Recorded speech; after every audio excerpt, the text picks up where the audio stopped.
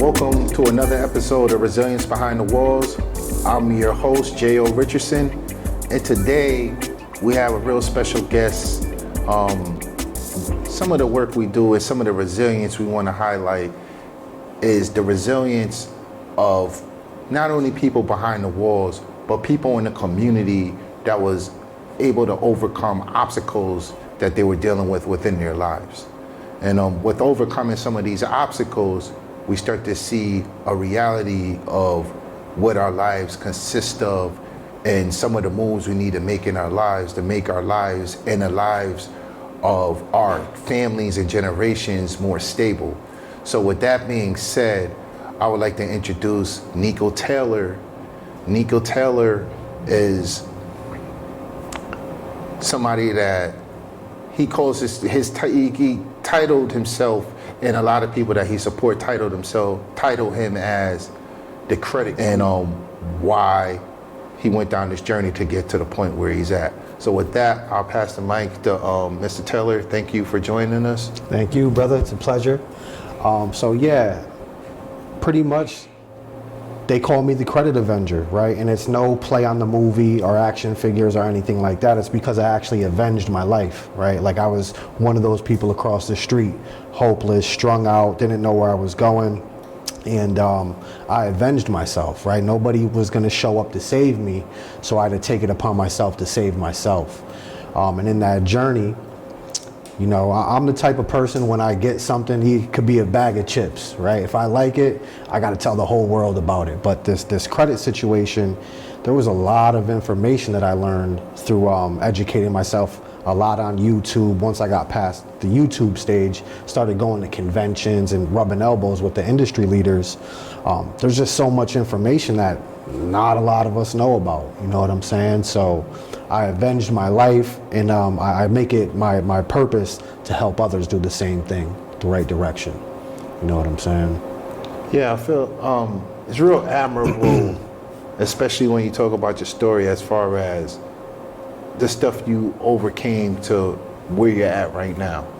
You know, I feel personally, and this is my personal opinion, that having control of your finances, that's one of the deficiencies that leave us open Definitely. To be exploited in a lot of different ways. Many ways. You know, our health is being exploited, like what we buy, what's being sold to us, and even ownership, community ownership.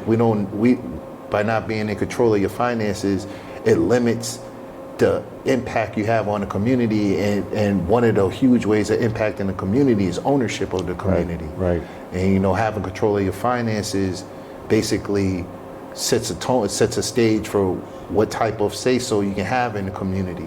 So with that being touched on a little bit, what's your how as far as community ownership and empowerment, how has your Credit Avenger this Credit Avenger journey affected you in that area?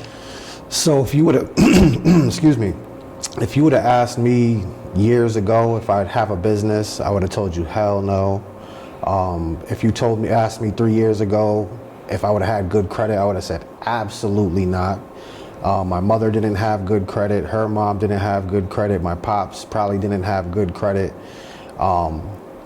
So just owning a business is something that seems far-fetched to a lot of us, you know what I'm saying? And I go over this in my presentation as well, is that Walmart stocks 70% of the shelves on credit, on a line of credit, right? So they're using other people's money to finance their corporation. It's like, why aren't we doing the same thing, right? Why aren't we using other people's money to purchase homes and then rent them out? Right? These are just some of the basic tools that we could be using as a community to change our lives and generate passive income and generational wealth. But as far as me, like right now I'm utilizing my car, pulling equity out of my car. We have the business rocking and rolling. And I never thought any of this stuff was possible until I educated myself. So a lot of people will take education, but they won't take the action on what they're being educated on, right? So it's all about taking action, formulating a plan, and you know, stepping up to the plate and getting the job done for you and your family. You know what I'm saying? Wow, that's real. I appreciate you sharing that. As you were speaking, one of the things I was thinking of is a lot of people in the community, they want to take this type of approach and really take control of their finances, get on top of strengthening their credit score. What would be one of the ways that you would suggest that a person is introduced into taking this control of their life? So step one is to know your credit report like your life depends on it, because it does, right? Your credit score and credit report are going to impact your job placement. A lot of places, I know back in the day when I was a salesman doing cell phone sales, my biggest goal was to work in a Verizon store, corporate Verizon. Couldn't get into corporate Verizon because guess what? They pulled credit, right? So right off the bat, couldn't get that job. So not only is it going to impact your financial leverage, but even just getting a better job, it'll be next to impossible with the bad credit score. Your car insurance is dictated by your credit score in some situations. Not only that, but if you want to do something financial, like start a business or even just get a $5,000 credit card, you won't be able to do so if your credit report isn't in good standing. So knowing what's on your credit report is one of the biggest factors in this whole journey. I think it said 79% of all consumer reports, and that's another name for a credit report, that's what the banks refer to it as, is a consumer report. 79% of them have errors on them, right? Could be a misspelled name, wrong name in general, or a mixed file, which is somebody else's credit history reporting on your report. So if you don't know that, if you don't know the basics of who it's saying you are when you're trying to go make these moves, right, that's half the battle right there, is knowing exactly what's on there and knowing it better than the banks. Because what we often do, people from our community, is we just shoot in the dark, right? Oh, I need a credit card today, so we just go apply to 15 credit cards, right? I've been there myself. Just apply, and just keep getting denied, and not knowing why. You just think, oh, I just got bad credit. It just is what it is. My mom put a bill in my name 10 years ago, and that's the reason why. But, I'm pretty sure part of the team can attest. I checked somebody's credit here in our headquarters, and it wasn't as bad as they thought. You know what I'm saying? It's usually one item and not enough credit history. So once you know, and I go over this in my course, once you know the dress code of what these banks want, man, they'll let you in the club and give you a free drink. You know what I mean? So the first step is knowing what's on your consumer report, because it's your financial report card, right? As kids, we got A's, B's, and C's. Now they grade us with numbers, and that number is generated by your credit report. You know what I'm saying? And another thing too is everybody's so fascinated with this 3-digit number. That 3-digit number means nothing, because it's what generates that 3-digit number that's most important. And that's going to be the data that's on your credit report. So step one is to know your credit report better than the bank's going to know your credit report. And if there's something that doesn't seem right, you need to repair it off and get it removed. Those are some real good points you made, because as you were speaking about those points, I couldn't help but to think we largely work with a lot of people that's involved with the criminal justice system. Yep. Or not, or like to some capacity coming out of the system or something to that degree. And a lot of people, I've worked with people that were able to obtain employment, attain all of these things to make their lives, to go in that direction that's the opposite of recidivism. And when they acquired a job, they applied for apartments, even applied for some car loans, and they were denied because they didn't have credit history. Right. They didn't have bad credit, they just didn't have any history. Right. And some of them had bad credit because while they were incarcerated, before they went in, it was stuff they had in their name. Of course, you're incarcerated, you have no income. You can't pay, you don't even know how to contact these creditors or these agencies or these entities and tell them, like, hey, I'm incarcerated, could you stop billing me? Right. Or could you stop? And all of that stuff plays into your credit, and when you get out, some of the obstacles and things you got to overcome. And when you said that, I was just thinking to myself, like, to start something to move in a direction where we're addressing that as a community and supporting people. And as you were speaking, another thing that was jumping out to me is, with this point that I'm making, there's a lot of mothers that's locked up, that's coming out of the system, that's trying to get their kids back. They're gonna need somewhere to stay. Right. They're gonna need employment. They're gonna need, so their credit is gonna play a more significant role, because they're gonna be looking at their credit to see what type of housing they're For sure. eligible For sure. for. No.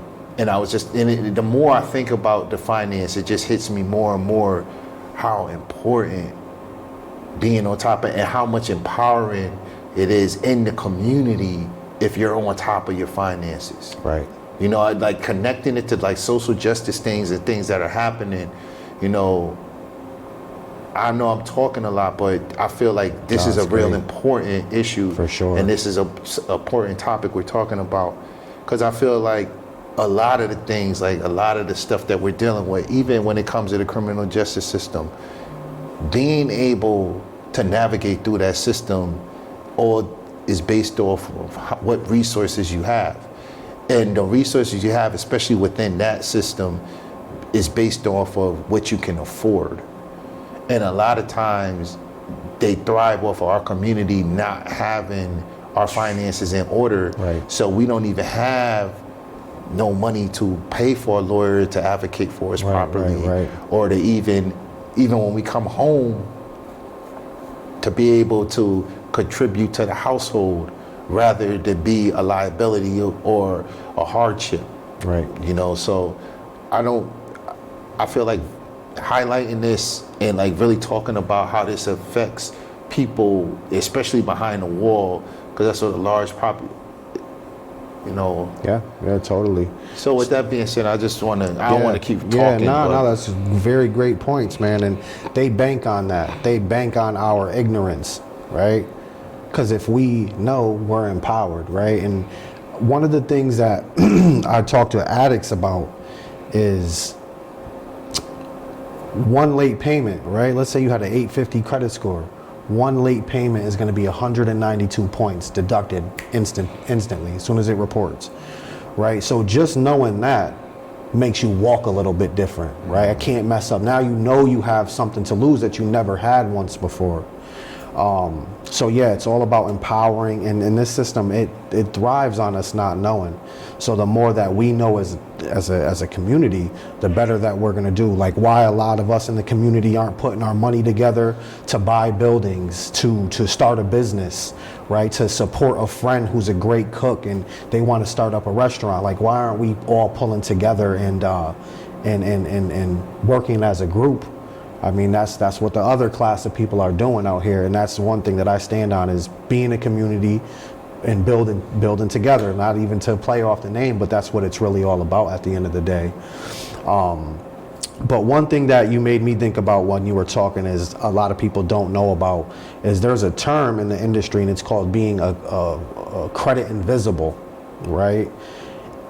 And a lot of the time I see, man, my credit's horrible. Every time I go to apply for something, I get denied.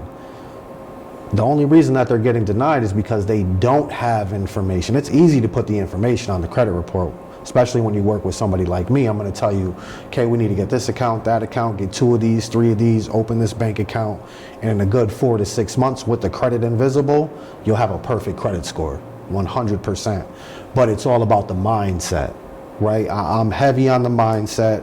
The credit repair will happen, right? We'll be able to get these accounts removed. Eventually, it may take some time, right? But it's the new learned behaviors that are really important, because get you an 850. First and foremost, I've seen $25 kill somebody out here in the streets. You know what I'm saying? Imagine getting somebody 50 bands, right? It's dangerous. So we need to make sure that the mindset is where it needs to be. Because if we get somebody 50,000 and then they just don't make the payments and everything that I'm instructing them to do, it's out the window. And here we are again repeating the cycle. So that's why it's not the same thing as before. know your credit report, know your credit history.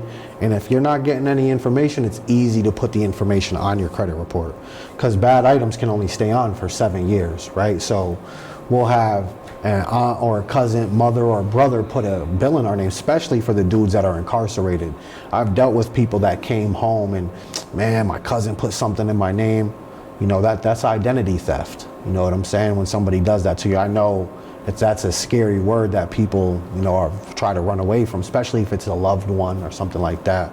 We're not here to get nobody in trouble, but still, you need to protect your credit report, because once you have credit, man, I'll tell you firsthand, it's like a safety net.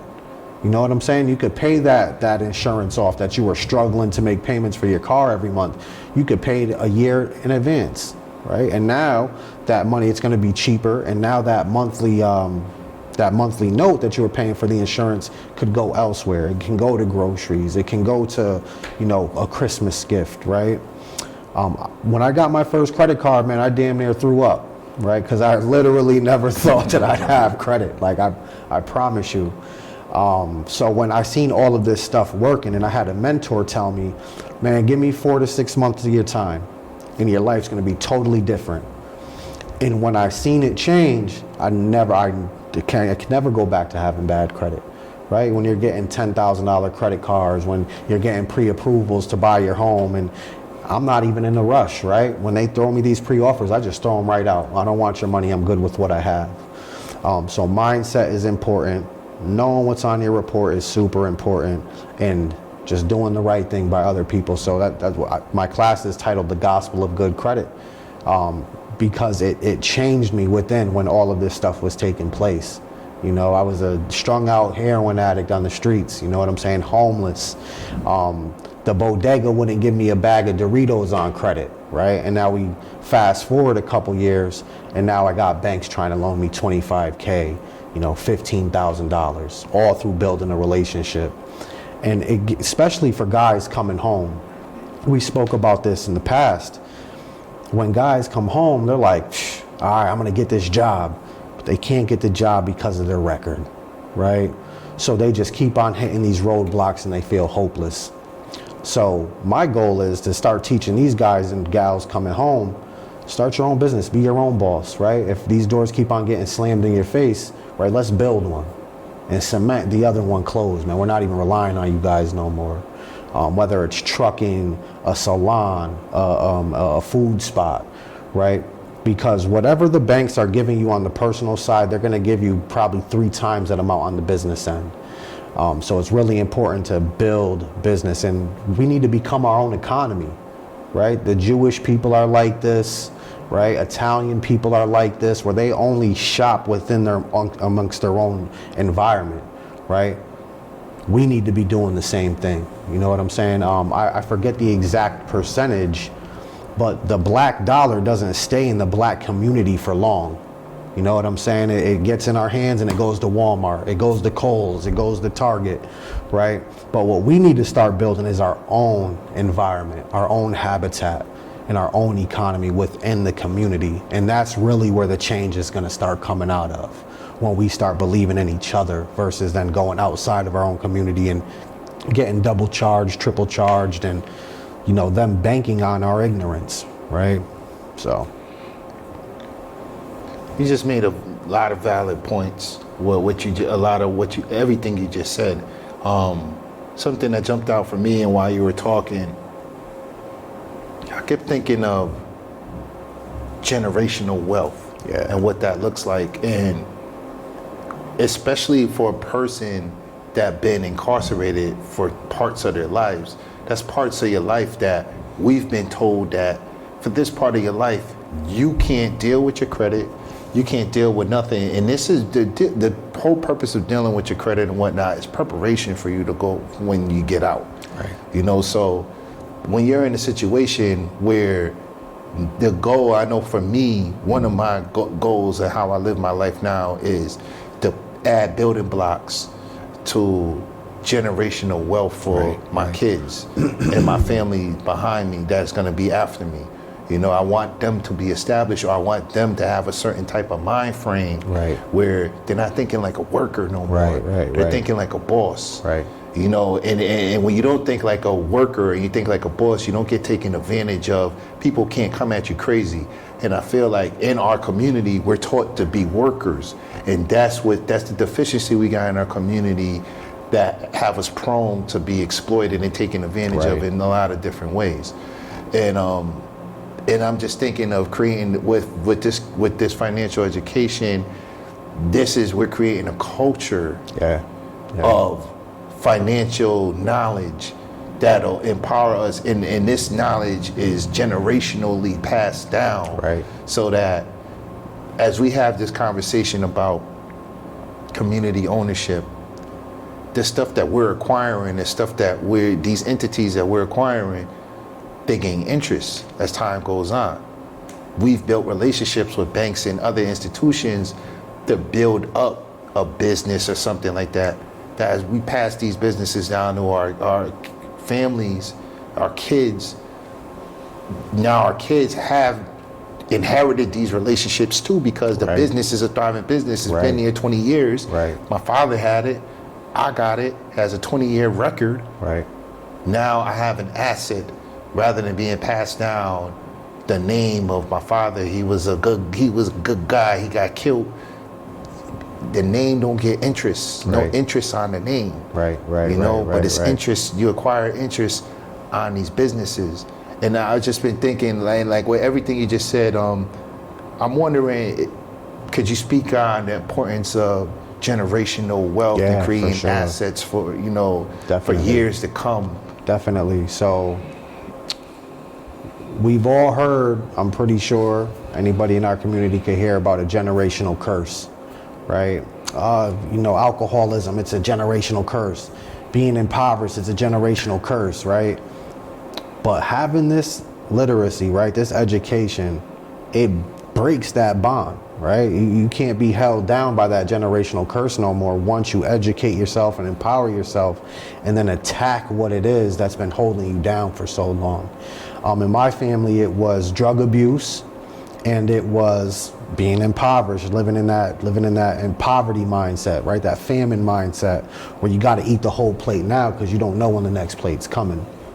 But educating myself was the best thing that I could do. So, and now to piggyback off what you said about, you know, the legacy factor, right? That we want to leave our children. That's what it's all about at the end of the day, is legacy. What's left standing after you're gone? You know what I mean? And I know some people that, you know, they're still living off their grandfather.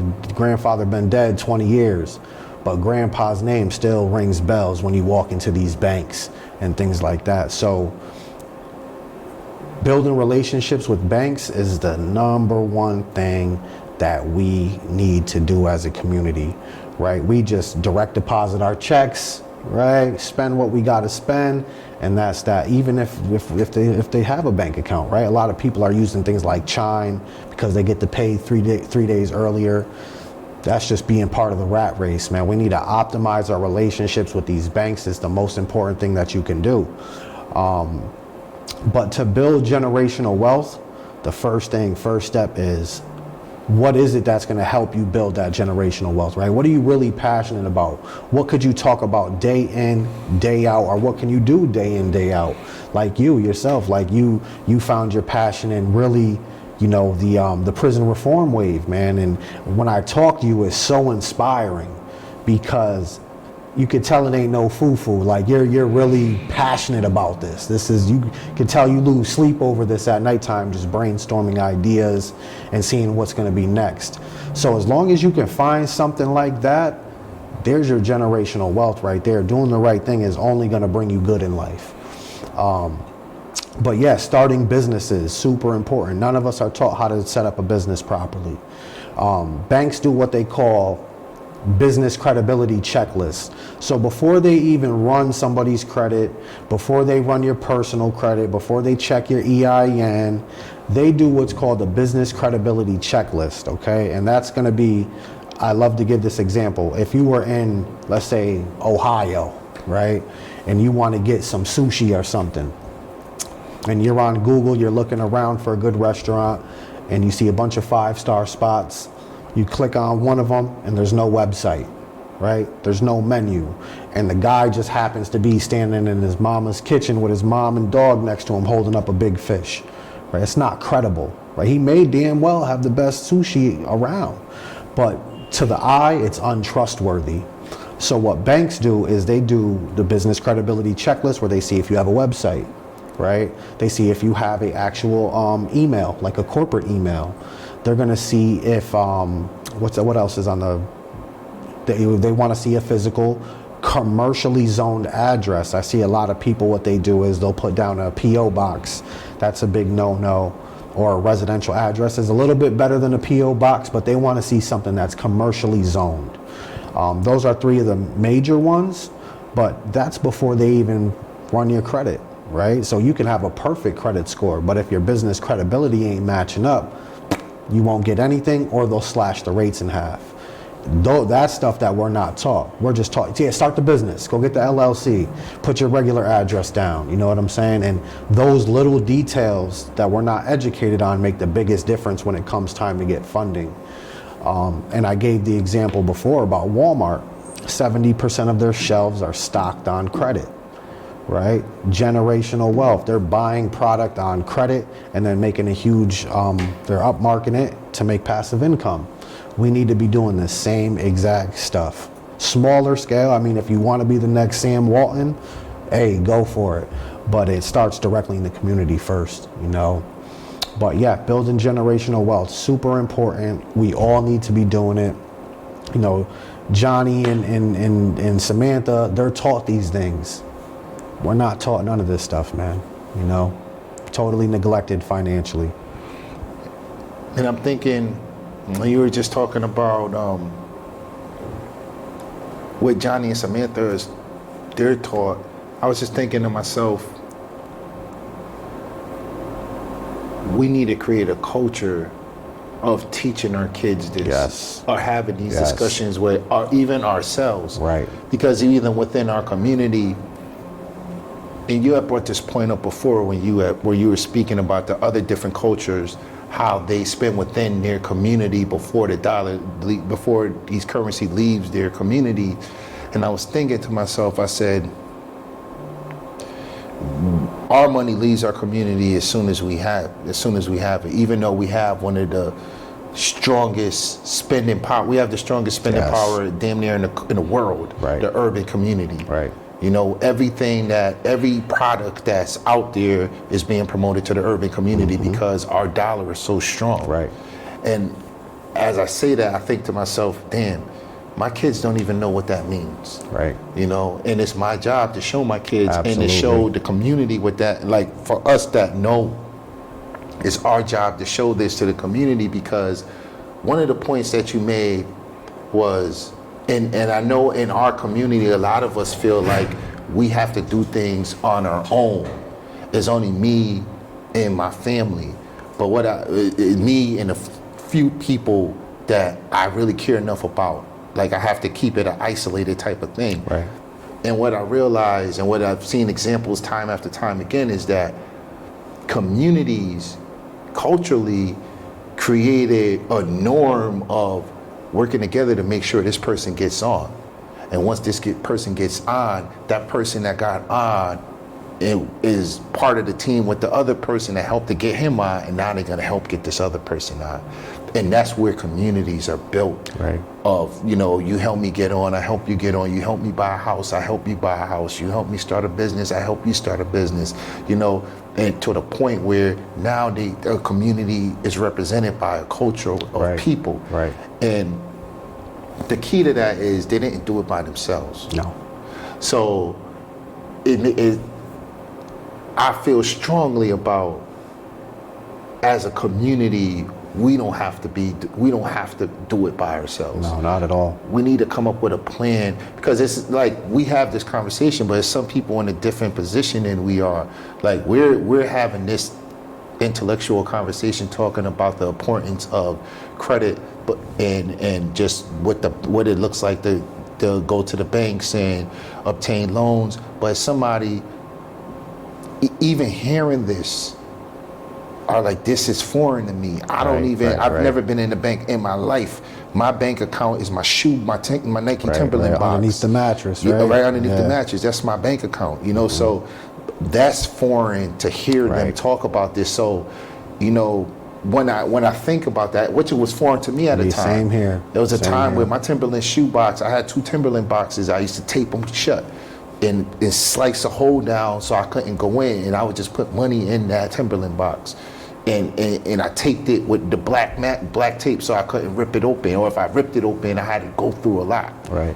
And by the time I got to it, I felt stupid. Like, man, I'm messing my stash up. I Right, can't right, do it. right. Many times I caught myself about to rip the box open and leave the box because I'm like, nah, I could be broke for a day. I don't want to be broke for, I don't, Yeah. and that's how I would reason with my spending. Right. When I was living a different type of life in the streets. That's part of my story. My story, I'm an open book. Right. But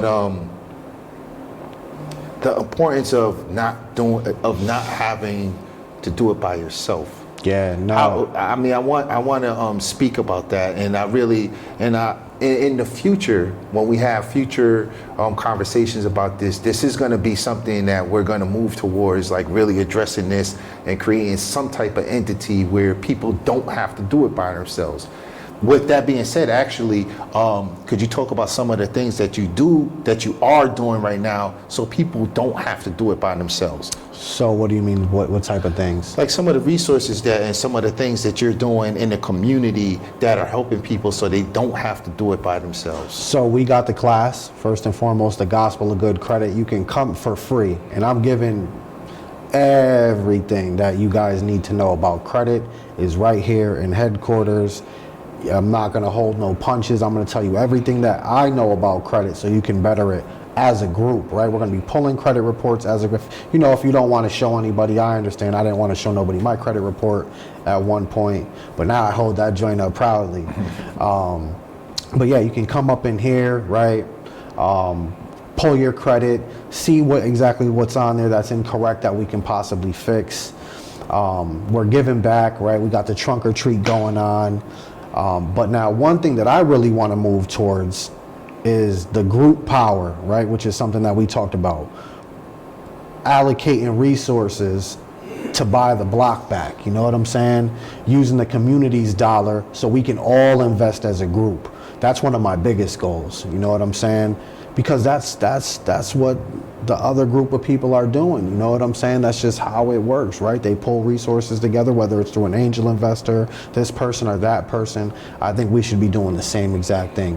Whether that's through credit, if you got 7 people or we'll say 4 people in the room with good credit, right? After doing the class, you guys get $25K on a line of credit. That's 100 bands now that you have at the table. Instead of going on vacation, getting dripped out, getting a new car, right? You put that money at the table and say, all right, what are we doing with this, right? Could we go get a corner store? Could we open up a juice bar, right? What are we gonna do? So that's what I really wanna get the people involved with, is like, how can I pull resources together and get everything situated the way we need to build generational wealth? You know, and whether it's buying a building or a 3-bedroom, whatever the case may be, that's what we need to be doing. And now you were talking about you don't have to do it alone. Look at the brother Rick Ross, man. That's his whole family is employed by him. They're all eating off him. They all work under the Maybach Music umbrella, and they have real estate. They do stuff with the cars, right? He rents out his mansion and holds events there. So it's like he built his own economy. So when I say that, I mean like you build your own economy. So you have one person that does this. This person feeds off of that. There's a person down here that feeds off of that feeds from the head, right? So it's just never stopping cycle of the team generating money together. Versus, oh, I'm doing this and they're doing that. We could do it better, right? We all need to work together. We're better. We're stronger together than we are apart. You know what I'm saying? Yeah, definitely. I appreciate this conversation. Yeah. Like, I really, as you're speaking, it's just, I know a lot of stuff that I personally spoke about and just sat on for years, because it wasn't too many people that show interest in this. Like, this is not something that happened overnight. Like, we knew, selective few of us knew for a long time that this was something that we needed to get tight with and strong with, like our finances, in order to empower ourselves and just create that strength within our communities. Right. It's a time where you're not by yourself no more. Right. You know, you have classes where you can come to on a regular basis and learn these tools so that you could be more successful with leveraging your credit to the banks, to get loans, to buy houses, to even straighten your credit out. To even if you're not even ready to buy a house, you might really want to just get an apartment and finance a car to strengthen your credit. You know, things in those avenues, you want to strengthen yourself up, and you don't have to do that by yourself. We have an entity in the community where you can come to find out this information. We have classes that are free. Like, which is unheard of. It's unheard of. It's unheard of. And these are classes where, you know, you have somebody that's committed to helping you straighten your credit out. So you achieve generational wealth for you and your family. Like, we have people that's dedicated to helping you achieve this, you know, and we have people that's dedicated to helping you achieve starting your own business, being better fathers in your household, or better parents in your households. Right. These are the resources that we know. Mental health is something huge in our community. It's people suffering from trauma, unspoken trauma. You know, we have free trainings that people can come and learn this stuff. I mean, these are the plagues and the things that's affecting our community. And I just want to thank you, because I see you taking this responsibility to really, I feel like once we acquire certain knowledge, we have an obligation to show other people, because right. As we were talking, I was just so grateful that you were sharing this knowledge with people and sharing this knowledge on this podcast, because I feel like a lot of, as you was talking, I know it's a lot of people from the community that's familiar with how to go to the banks. They know how to access this money. They know how to start a business, because it's businesses that are starting that are Black owned. But to have the knowledge and just keep it and hoard it, I never and liked don't that. share it, it's almost like a sin. Yeah. In my book, I look at people that do that as being sinful. Yeah. You know, like you're giving this knowledge so you can share with people and help people, not just so you can hoard it. And things always happen bad to people that hoard things. Right. You know, people throughout history showed us the hoarder always ends up on a bad end of the stick. Mm-hmm. So, you know, I really appreciate you not hoarding this knowledge and putting it out there. Like you said, a couple of years ago, you were in a bad position, and you switched that all around. And now you could easily say, hey, you know, I'm going to stick to what I'm going to stick to, and I'm going to keep this information, and I'm going to just sit on it. But instead of you doing that, you just turned right around and say, hey, I'm going to create this entity that I could push this knowledge back out to people. And especially you doing it free. Yeah. You got to, man. You got to. I know when I first got into the space, I would ask questions. I'd have a notepad ready. And guys would put a dollar amount on the information, which I understand, right? Everybody has to make their dollar. But yeah, that's not how we give it up, man. Like, everybody should know this information. It's free information. What do I look like charging for information that you could find on the internet? But we compile it here for you. We're going to tell you what all the filler, all the other stuff that you don't need to know, we're going to leave out there. But the things that are going to give you results, right? The things that are going to change your life, we're here telling you directly for free. I done been throwing price tags, thousands of dollars for the information that I'm giving you guys. And to be honest with you, that's not how we build the community back up. Exactly. Because, I mean, who the hell got a couple bands laying around to pay for some information they don't even know if it's going to work or not? So me, I'm the type of person, I just love to see people flourishing, man. I love to be a part of somebody's journey. When I was looking for this information, when I was across the street on Congress Avenue, if I knew that somebody was doing some type of credit class, anything financial related, it could have been bookkeeping, it could have been something, right? Anything, and I would have been all over it. So for you to create the space for me to come in and give the gospel of good credit out, man, it's really an honor. You know what I'm saying? I mean, we're creating this space together. Yeah, You for know, sure. like all of the resources that people are bringing into this space is what builds the space. You know, in the community, the overall goal is the community to benefit from this. And these are free trainings, free classes, that free opportunity and free resources that we're bringing to the community. You know, you don't have to leave and go somewhere that's foreign, that, you know, downtown, somewhere, some stuffy closet in Yale, just sit down for a class to learn some stuff. You don't have to do that. Right. We have places in the community that you could step into, get something good to eat, and also get some good food for thought and food for your belly. You know, because these classes that we have, these are during dinner time. We're feeding people during these classes. You not only just learn knowledge for mentally, but you get nourished knowledge. You know, you eat good quality stuff at the same time. So definitely you can go to the Building It Together CT Facebook page, and we have a calendar of events every month. And Niko is just one of the examples of one of the events that we have, where the Credit Avenger, that's just one example. Like I said before, we have entrepreneurship classes, how to start your own business, certifications in mental health, first aid training, with fatherhood initiatives, where we know a lot of parents, and it's not just fathers, this is for mothers too, because we know parents have been absent out of the kids' lives for whatever reasons. And they may need support, and they may need some support getting in their kids' lives. Like, people are going to need support with help with their credit. People are going to need support with helping to get a business started. All of this stuff plays into the resource that we're creating right here on Congress Avenue. And the address of where we conduct these workshops is 548 Congress Avenue. It's right on the corner of Congress and Daggett Street, right on the corner in New Haven. Again, the address is 548 Congress Avenue, New Haven, Connecticut, 06519, right on the corner of Congress and Daggett.